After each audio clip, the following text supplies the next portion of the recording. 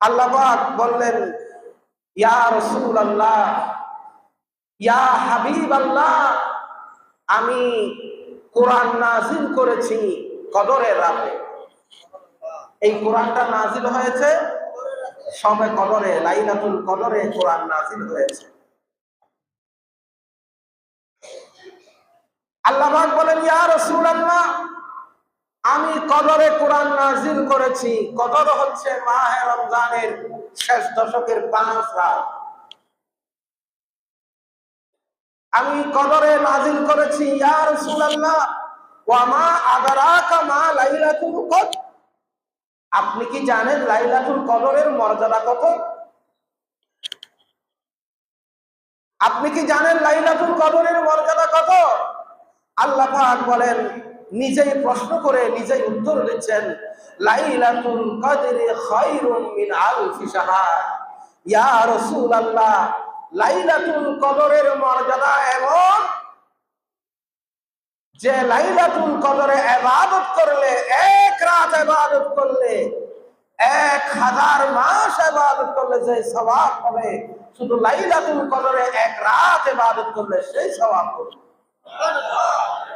1000 মাসকে যদি আপনি ভাগ করেন, 83 বছর 4 মাস, বলেন 83 বছর, 83 বছর 4 মাস ইবাদত করলে যে সওয়াব হবে, শুধু লাইলাতুল কদরে এক রাত ইবাদত করলে তার চেয়েও বেশি সওয়াব হবে। সমান বলে নাই, কি বলে নাই? সমান বলে নাই, বলেছেন লাইলাতুল কদরি খায়রুম মিন আলফি শাহর, তার চেয়েও বেশি সওয়াব হবে। সুবহানাল্লাহ, একটু জোরে বলেন না। এত বড় ফজিলত, এত বড় বরকতওয়ালা রাত আল্লাহ আমাদেরকে দান করেছেন প্রিয় নবীজি ছিলেন। এমন রাত আর কোনো উম্মতকে দেয় নাই। এখানে যারা মুরব্বী আছেন, 50-60 বছর পার করেছেন, যুবক যারা আছেন 30-40-35 পার করেছেন, জীবনে 50টা রাত আপনি পেয়েছেন, পান নাই? যাদের 70 বছর হয়েছে, 70টা রাত আপনারা পেয়েছেন। বলেন, এই 70টা রাত যদি আপনি ইবাদত করে থাকেন, আপনার ইবাদত বেশি হবে না বনি ইসরাইলের সেই শত শত বছর যারা ইবাদত করেছে তাদের ইবাদত বেশি হবে? জোরে বলুন সুবহানাল্লাহ। একটা রাত দিয়ে আমাদেরকে আল্লাহ পাক এত ইহসান করেছেন, এত দয়া করেছেন, এত মেহেরবানি করেছেন।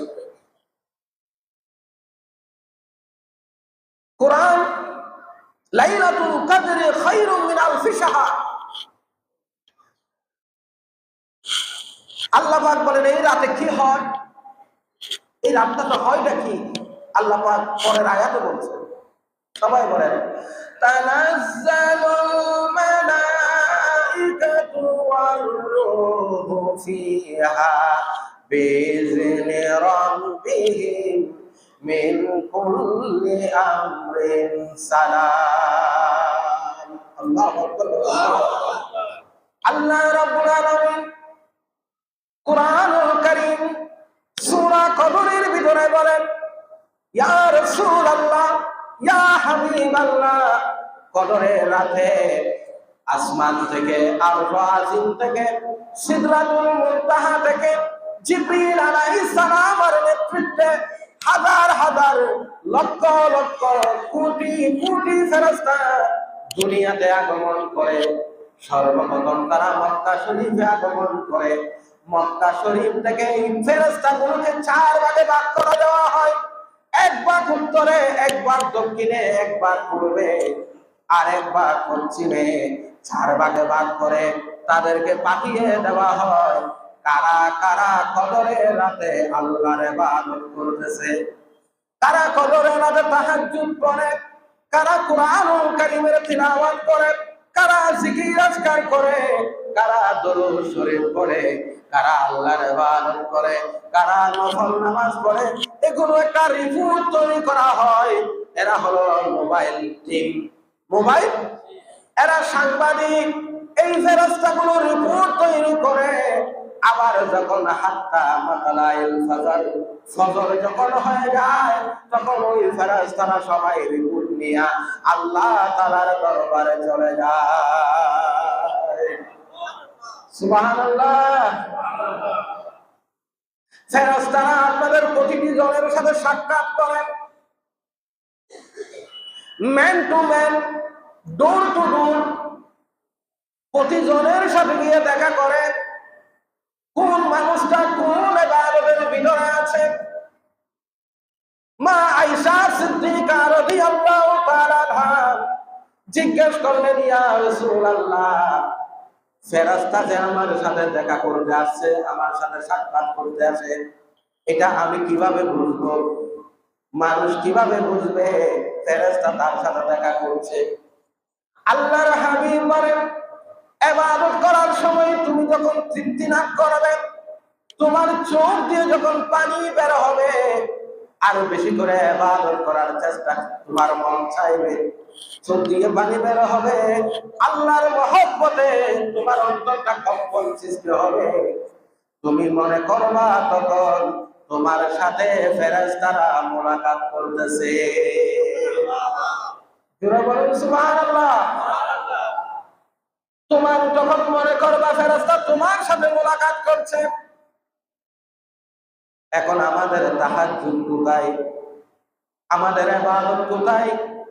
আমাদের জিকির আজকার কোথায়? আমাদের কোরআন তেলাওয়াত কোথায়? সব তো মার্কেটে মার্কেটে চলতেছে। কোথায়? আমরা তো অলংকার শপিং কমপ্লেক্স, রিয়াজউদ্দিন বাজার, new market, Sanmar, Chowdhury shopping complex, আমাদের যত মার্কেট আছে, মার্কেট ঘুরতে ঘুরতে, মার্কেটিং করতে করতে আমাদের লাইলাতুল কদর শেষ হয়ে যাচ্ছে। ওরে পোড়া কপাল, ওরে দুর্ভাগা, এমন রাত আল্লাহ পাক মুসা নবীর উম্মতকে দেয় নাই, ইব্রাহিম আলাইহিস সালামের উম্মতকে দেয় নাই, আল্লাহ তাআলা আদম আলাইহিস সালামের উম্মতকে দেয় নাই, আল্লাহ তাআলা কোন নবীর উম্মতদেরকে দেয় নাই। আল্লাহ তাআলা প্রিয় নবীজির সাদাকায়, প্রিয় নবীজির উসিলায় তোমাকে আমাকে দান করেছে।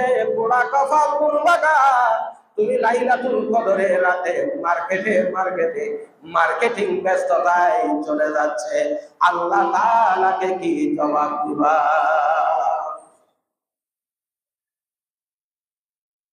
গত জুমার মধ্যে বলেছি, আমি প্রথম জুমা যখন রমজান মাসের প্রথম জুমাটা পড়িয়েছি, আপনাদেরকে বলেছি বাবারা ভাইরা, মার্কেটিং যদি করতে হয় লাইলাতুল কদরে যায়েন না, দিনের বেলায় করবেন, অথবা রমজানের প্রথম দশকে করে ফেলবেন, তৃতীয় দশকে করে ফেলবেন, কিন্তু যখন তৃতীয় দশক আসবে কোমরে কামছানা বাঁধবেন, বেশি করে আল্লাহর ইবাদত করতে হবে। কিন্তু দুঃখজনক বিষয়, প্রথম দশকও মার্কেটিং করে না, দ্বিতীয় দশকও করে না, তৃতীয় দশক যখন আসে সবাই মার্কেট হয়ে যায়, সৌদাগর পাগল হয়ে যায়, এক দোকানের শত শত কাস্টমার, সৌদাগর পাগল, কাস্টমার পাগল। কথা বলেন ঠিক কিনা? যদি সবাই একটু রুটিন মাফিক যায় তাহলে সৌদাগর পাগল হয় না, কাস্টমারও পাগল হয় না। 1 টাকার জিনিস 1000 টাকা, 1000 টাকার জিনিস 10,000 টাকা হয়ে যায়। কথা বলেন ঠিক কিনা? দোষ শুধু কি সওদাগরের না, আমাদেরও আছে। কি জবাব আল্লাহকে আমরা দেব? এত সুন্দর সুন্দর রাত আমরা মার্কেটিং করে করে শেষ করে দিয়েছি, অথচ মার্কেটিং করার কথা কোরআনও নাই, হাদিসও নাই। এই জিনিস কিভাবে যে আমাদের সমাজে ঢুকে গেছে যে মার্কেটিং করতেই হবে, চুরি করে পারি, ডাকাতি পারি, আমি সন্ত্রাসী করে পারি, হারাম হোক হালাল হোক যে যেভাবে পারি মার্কেটিং আমাকে করতেই। আচ্ছা, রসুল কি নতুন জামার কথা বলেছে? রসুল বলেছে ঈদের জামাতে যখন যাবা উত্তম জামাটা পড়ে যায়, এটাই হচ্ছে হাদিস। তো উত্তম জামা আপনার ঘরে 5টা আছে, যেটা আপনার কাছে সবচেয়ে ভালো লাগে, সুন্দর লাগে, সেটা পরে আসেন। নতুন জামা পরে আসতে হবে এমন কোন বিধি নিষেধ। কথাটা অন্তর থেকে বলতেছি, আপনারা কি দুঃখ পাচ্ছেন, ব্যথা পাচ্ছেন? এই যে আজকে জুমাতুল বেদা চলছে, মুসলমানের খবর আছে, আজকে তো জুমাতুল বেদা হয়ে যেতে পারে যদি আগামী শুক্রবার ঈদ হয়। আজকের জুমাটা শেষ জুমা, তো দরুদ শরীফ পড়েন আল্লাহুম্মা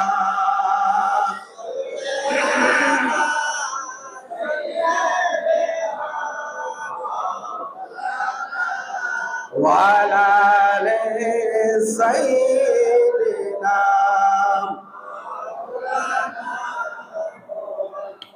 তেরি নসলে পাক में बच्चा बच्चा नूरों का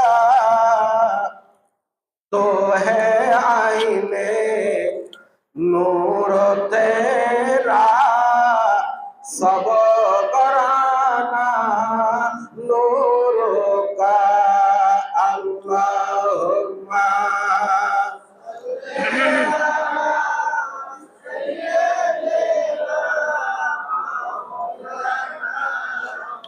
ওয়ালা আলি সাইয়্যিদিনা। আমার বাবারা ভাইরা মনোযোগ দিয়ে শুনেন, ফেরেশতারা man to man, door to door যায়, ফেরেশতারা আপনার সাথে মোলাকাত করে। আল্লাহর হাবিব বলেন, তবে ওই ঘরে যায় না, ওই বাসায় যায় না, ওই অফিসে যায় না, যে অফিসে, যে ঘরে, যে বাসায়, যেখানে মানুষের ছবি টাঙ্গানো রেখেছে, মানুষের, নেতার ছবি, নেত্রীর ছবি, পীর সাহেবের ছবি, ওলিয়া উলিয়াদের ছবি টাঙ্গাইয়া রেখেছে, নায়ক নায়িকার ছবি টাঙ্গিয়ে রেখেছে, ঘরটাকে নাফিতের দোকান বানাইয়া রাখছে। মুসলমানের ঘর এখন নাফিতের দোকান। মনে রাখবেন, নবীজি বলেন, যে ঘরে মানুষের ছবি আর কুকুরের ছবি, প্রাণীর ছবি টাঙ্গাইয়া রাখে, ওই ঘরে রহমতের ফেরেশতারা প্রবেশ করে। কোন পীর সাহেবের ছবিও টাঙ্গানো যাবে, কোন আল্লাহর ওলির ছবিও টাঙ্গানো যাবে। কারো ঘরে যদি কোন নেতার ছবি, কোন নেত্রীর ছবি, কোন পীর সাহেবের ছবি যদি টাঙ্গাইয়া রাখেন, আজকের ওয়াজ শোনার পরে ঘর থেকে এগুলো নামাইয়া ফেলবেন, আপনার ঘরে রহমতের ফেরেশতারা প্রবেশ করে না। আর যে ঘরে রহমতের ফেরেশতাদের আসা যাওয়া হবে না, সেই ঘরে আল্লাহর রহমত ও বরকত আসে না। মারামারি, কাটাকাটি, অশান্তি থাকবে। এটা কতক্ষণ করে? সালামুন হিয়া হাত্তা মাতলাইল ফাজর, এটা ফজর পর্যন্ত হয়। কোন পর্যন্ত?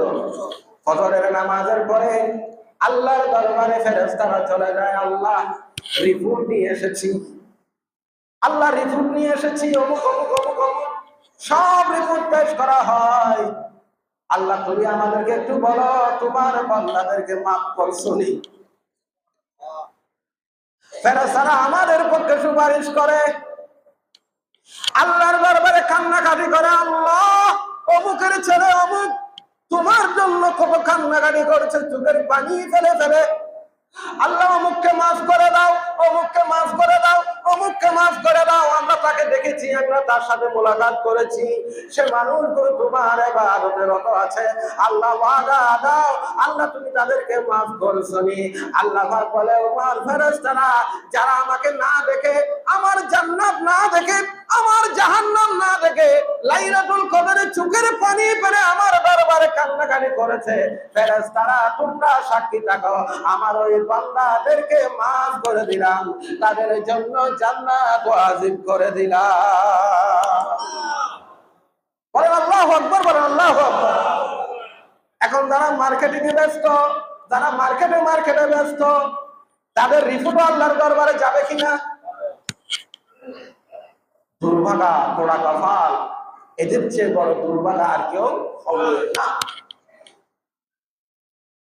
এটা হচ্ছে লাইলাতুল কদর, এত একটা গুরুত্বপূর্ণ রাত। মা আয়েশা সিদ্দিকা আল্লাহর নবীকে জিজ্ঞেস করলেন, ইয়া রাসূলুল্লাহ, আমরা যদি লাইলাতুল কদর পেয়ে যাই, যদি লাইলাতুল কদর পেয়ে যাই, আমরা আল্লাহর দরবারে কি দোয়া করব? আমরা তো দোয়া করি, আল্লাহ টাকা দাও, পয়সা দাও, গাড়ি দাও, বাড়ি দাও, নেতৃত্ব দাও, ক্ষমতা দাও, পদ দাও, পদবি দাও। চান, কোনো অসুবিধা নাই, চাইতে পারেন, কিন্তু সবার আগে চাইবেন আল্লাহ। আমার রাসূল শিক্ষা দিচ্ছেন কি চাইবা আয়েশা শুনো, আল্লাহকে বলবা আল্লাহুম্মা, বলেন আল্লাহুম্মা, সবাই বলতে হবে আল্লাহুম্মা ইন্নাকা আফুবুল তুহিব্বুল আফওয়া ফাআফু আন্না, ফাআফু আন্না, ফাআফু আন্না ইয়া গফুর, ইয়া গফুর, ইয়া গফুর। আল্লাহ তুমি আমাদেরকে মাফ করে দাও, তুমি মাফ করতে ভালোবাসো আল্লাহ। আমরা তোমার অসহায় বান্দা, গুনাহগার বান্দা, তুমি গফুর, তুমি গফফার। আল্লাহ তোমার গফফার নামের উসিলায় আমাদেরকে মাফ করে দাও। গুনাহ যদি মাফ হয়ে যায়, কবরে যদি যান, কবরটা জান্নাত হয়ে যাবে। আর গুনার ঘাটতি নিয়ে যদি কবরে যান, কবরটা আপনার জন্য জাহান্নাম হয়ে যাবে। কি দিবেন এই নেতৃত্ব, ক্ষমতা, পদবি, চেয়ার, টাকা পয়সা দিয়ে কি হবে আপনার যদি কবর জাহান্নাম হয়ে যায়? এই জন্য নবীজি বলেন, যা চাইবা পরে চাইবা, আগে আল্লাহর কাছে চাইবা আল্লাহ মাফ করে দাও, আল্লাহ মাফ করে দাও। আমার আল্লাহ বলে আমার বান্দারা যখন ইয়া গফুর, ইয়া গফুর, ইয়া গফফার, ইয়া সত্তার, ইয়া হান্নান, ইয়া মান্নান বলে ডাক দেয়, আমি আল্লাহর রহমতের দরিয়া জোশ মেরে উঠে আমি আমার বান্দাকে মাফ করে দেয়। এখন এই লাইলাতুল কদরের এত মর্যাদা বাড়ছে কেন জানেন? রাত তো ওটাও লাইলাতুল কদর, প্রত্যেকটা রাত তো রাত, কিন্তু লাইলাতুল কদরের মর্যাদা বাড়লো কেন? এখানে তো চাঁদ দুইটা উদয় হয় না, হয় লাইলাতুল কদরের চাঁদ কিন্তু একটা, তারকা আগের গুলোই, এটার কোনো ভিন্নতা নাই, পরিবেশ তো একই, কিন্তু এটার মর্যাদা এত বাড়ছে কেন? এক রাতের ইবাদত 1000 মাসের চেয়ে বেশি কেন? আল্লাহ পাক শুরুতেই সেটার উত্তর দিচ্ছেন, ইন্না আনজালনাহু ফি লাইলাতিল কদর, কারণ আমি আল্লাহ এই কোরআন লাইলাতুল কদরে আমি আল্লাহ কোরআন নাযিল করেছি। কোরআনের সাথে লেগেছে, কোরআনের সাথে লাগার কারণে লাইলাতুল কদর মর্যাদা মণ্ডিত হয়েছে। আল্লাহ বলেন, ইকরা বিসমি রাব্বিকাল্লাযী খালাক, খালাকাল ইনসানা মিন আলাক, ইকরা ওয়া রাব্বুকাল আকরাম। আল্লাহ যে 5টা আয়াত নাযিল করেছেন, এই 5টা আয়াত আল্লাহ গায়ে হেরার মধ্যে নাযিল করে, সেই রাতটা ছিল লাইলাতুল কদর। ওই লাইলাতুল কদরের রাতে, ওই রাতে নাযিল করার কারণে আল্লাহ পাক রাতটাকে লাইলাতুল কদর বানিয়ে দিয়েছেন। কোরআনের সাথে যা লাগে সেটা দামি হয়ে যায়। কোরআনের সাথে লেগেছে রমজান মাস।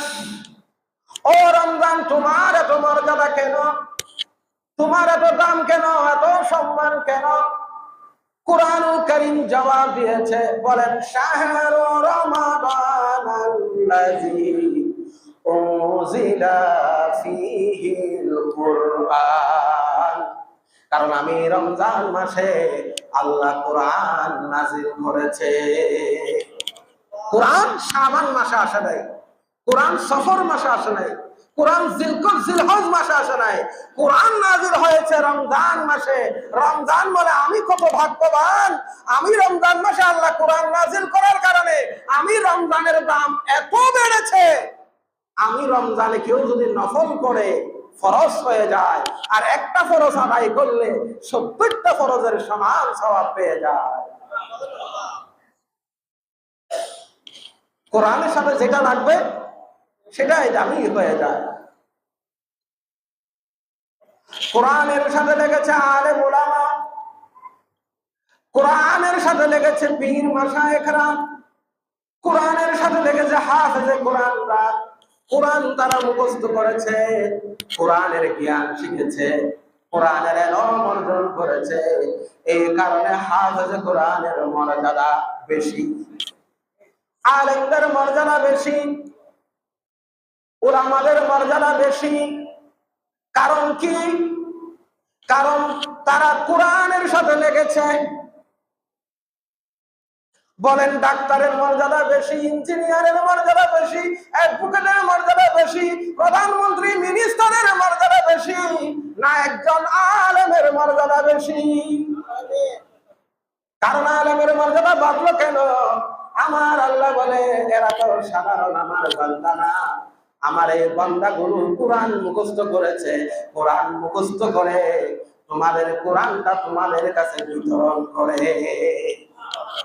আল্লাহর হাবিব বলেন খায়রুকুম মান তাআল্লামাল কুরআনা ওয়া আল্লামা, তোমাদের মধ্যে সর্বশ্রেষ্ঠ মানুষ হলো তারা যারা কোরআন শিখে আর তারা কোরআন শেখায়।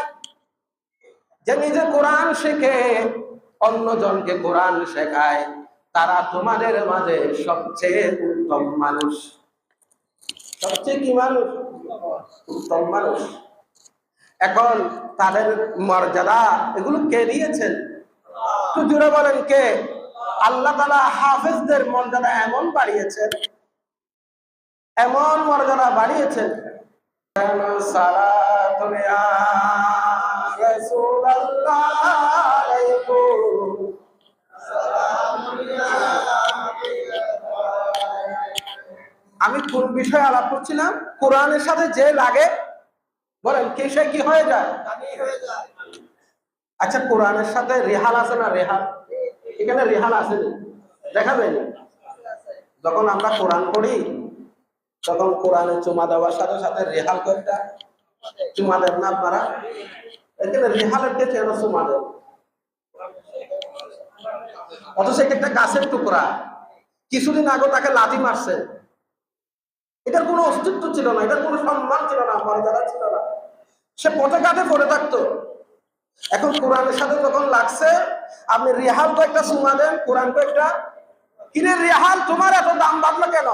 রেহাল জবাব দিবে আমি তো আগে সাধারণ ছিলাম, যখন কোরআনের সাথে লাগছি তখন মানুষ কোরআনকেও চুমা দেয়, আমি রেহালকেও একটা চুমা দেয়। সুবহানাল্লাহ বলবেন না? হাফেজ কোরআনও মানুষ, আমরাও মানুষ, আলেমও মানুষ, আপনিও মানুষ। কিন্তু আলেমের মর্যাদা এত বাড়ছে কেন? কত মর্যাদা জানেন? একজন মুসল্লি আর একজন খতিবের পার্থক্য কত জানেন? রাসূল বলেন একজন আলেম, একজন খতিব আর একজন মুসল্লির মাঝে 70 দরজা তফাৎ, 70 দরজা। খতিবের মর্যাদা, আলেমের মর্যাদা, ইমামের মর্যাদা একটা দরজা, 70টা দরজার মর্যাদা বেশি। এক দরজার মর্যাদা হলো আসমান আর জমিনের মধ্যে পার্থক্য যতটুকু, ততটুকুন পার্থক্য একজন খতিব আর মুসল্লিদের মধ্যে। এত মর্যাদা আল্লাহ তাদেরকে বৃদ্ধি করে দিয়েছে। তারাও তো আপনাদের মতো মানুষ, দুইটা চোখ, দুইটা কান। তাদের মর্যাদা বাড়ছে কেন? নবীজি বলেন তারা নবীর ওয়ারিস, তারা ইসলামের জন্য কাজ করে, তারা কোরআন মুখস্থ করেছে, কোরআনের জ্ঞানটুকু মানুষের কাছে বিতরণ করছে। এই কারণে আল্লাহ তাআলা তাদের মর্যাদা বাড়িয়ে দিয়েছে।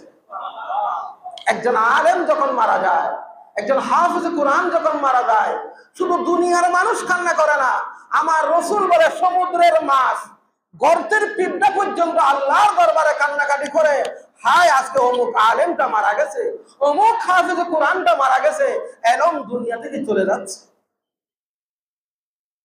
হযরতে বিশর হাফি, হযরতে বিশর হাফি রাদিয়াল্লাহু তাআলা বিশ্ববিখ্যাত আল্লাহর ওলি।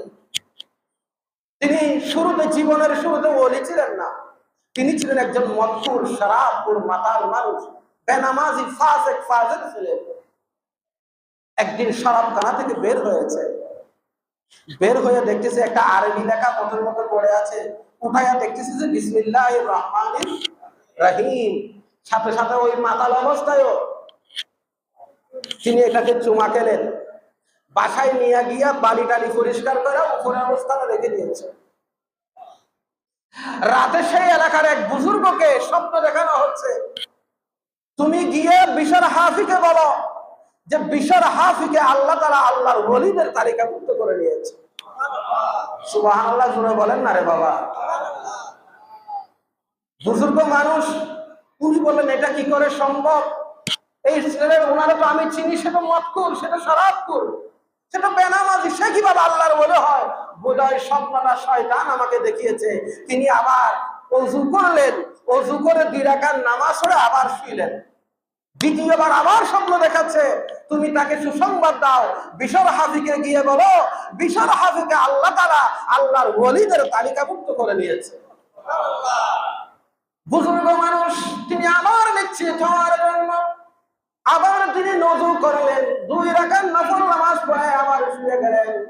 তৃতীয়বার তিনি স্বপ্ন দেখতেছেন, ও তুমি বিশর হাফিকে গিয়ে বলো, বিশর হাফিকে আমার আল্লাহ তাকে আল্লাহর ওলিদের তালিকাভুক্ত করে নিয়েছেন। বুজুর্গ মানুষটি আবার কনফার্ম হলেন, নিশ্চিত হলেন যে ওযু করে ঘুমালেন। ওযু করে যখন কোনো বান্দা ঘুমায় তখন শয়তান আর আসতে পারে না। এটা শয়তানের স্বপ্ন নয়, মহান রব্বুল আলামিনের পক্ষ থেকে স্বপ্ন। একই স্বপ্ন 3 বার দেখার পরে তিনি তার বাসায় চলে গেলেন। বাসায় গিয়ে নক করতেছে, কে আছো? ভিতরে থেকে জবাব আসে, বিশর হাফি তো নাই। কই কোথায় গেল? কই দেখেন কোন মাতাল, কোন শরাবখানা, সরাইখানার ভিতরে পড়ে আছে। বিশর হাফি তিনি দৌড়াতে দৌড়াতে গেলেন, বুজুর্গ মানুষটা যায় বললেন, ও বিশর হাফি, আসো আসো, তোমার জন্য একটা সুসংবাদ আছে। তখনও কিন্তু বিশর হাফি শরাবখানায়। বিশর হাফি বললেন, কি বলেন? আমার জন্য সুসংবাদ আছে। আমার চেয়ে পুরা কপাল দুর্ভাগা, আমার সে পাপী তাপি আর কেহ নাই। বলেন, না, তোমার জন্য সুসংবাদ আছে। আমাকে বলো, তুমি এমন কি কাজ করেছ, এমন কি আমল করেছ যে আমলের কারণে আমার আল্লাহ তোমার উপর সন্তুষ্ট হয়ে গেছে, রব তোমার উপরে খুশি হয়ে গেছে, রব তোমার জন্য সুসংবাদ দিয়েছে, আল্লাহ তাআলা তোমাকে আল্লাহর ওলিদের তালিকাভুক্ত করে নিয়েছে। আল্লাহু আকবার বলেন, আল্লাহু আকবার। বিশর হাফি বললেন, হুজুর, গত রাত একটা আরবি লেখা আমি দেখতে পেয়েছি। কোথায় দেখলাম? এটা বিসমিল্লাহির রহমানির রহিম, বিসমিল্লাহির রহমানির রহিম লেখা দেখে আমি একটা চুমা খাইলাম। বালি টালি জাড়ে দিয়া আতর পুষ্প লাগাইয়া উপরে তাকে রেখে দিলাম। বোধহয় আমার রব সেই কারণে খুশি হয়েছে। বুজুর্গ মানুষটি বললেন, আর বলতে হবে না, তুমি আল্লাহর কোরআনকে সম্মান দেখিয়েছ। আল্লাহর কোরআনকে তুমি সম্মান দেখানোর কারণে আল্লাহ রব্বুল আলামিন তোমার উপর খুশি হয়েছে এবং সুসংবাদ পাঠিয়েছে। আল্লাহ তোমাকে আল্লাহর ওলিদের তালিকাভুক্ত করে নিয়েছে। বিশর হাফি এই অবস্থায় এমন ভাবে জঙ্গলের দিকে ছুটে গেলেন, জুতা টুতা রেখে তিনি জঙ্গলমুখী হয়ে গেলেন। আল্লাহ আল্লাহ আল্লাহ আল্লাহ, গোটা জিন্দেগি উনি আল্লাহর জিকিরে ইলাহির ভিতরে, দরুদে মুস্তাফার ভিতরে, জিকিরে রাসূল, জিকিরে ইলাহি, নামাজ রোজার ভিতরে এমন ভাবে একাকার হয়ে গেলেন, উনি আল্লাহর সেই যুগের শ্রেষ্ঠ ওলি হয়ে গেলেন। কিসের কারণে? কোরআনকে শুধু বিসমিল্লাহকে একটু সম্মান করেছে, বিসমিল্লাহকে একটু চুমা দিয়েছে।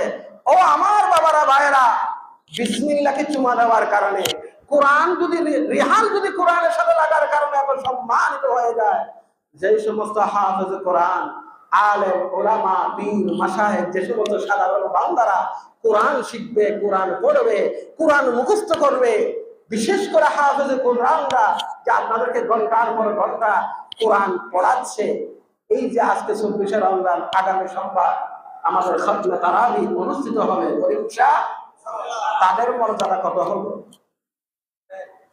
এটা কোনো সীমা রেখা আছে? বলেন না, সীমা রেখা আছে?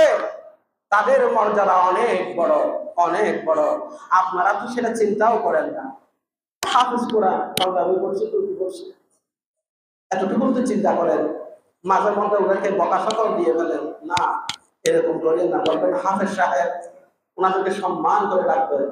হাফেজ সাহেব ওদের কেমন আছে, মাঝে মাঝে একটু গিফট দিবেন, হাদিয়া দিবেন, দেখা করবে। তাদেরকে আমার আল্লাহ ভালোবাসে, রাসূল ভালোবাসে, ফেরেশতারা ভালোবাসে।